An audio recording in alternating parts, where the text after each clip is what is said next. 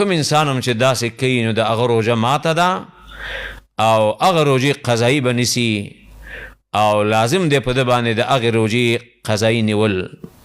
دارنګه روژه په قی کولو سره، الټي کولو سره چې په قصد سره یو داسې طبیعي شکل سره خپله الټي و قی ورته راشي او په هغې سره نه ماتیږي، یو دای چې دای په قصد سره وکي او نو په هغې سره بیا روژه ماتیږي او د روژې قضایي به نیسي. دا ځینې هغه شیان چې په هغې سره روژه ماتیږي. الله دې موږ ټولو ته توفیق د ښې روژې نیولو راکړي سره د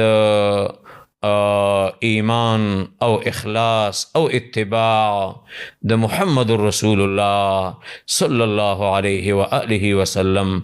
و آخر دعوانا ان الحمد لله رب العالمین.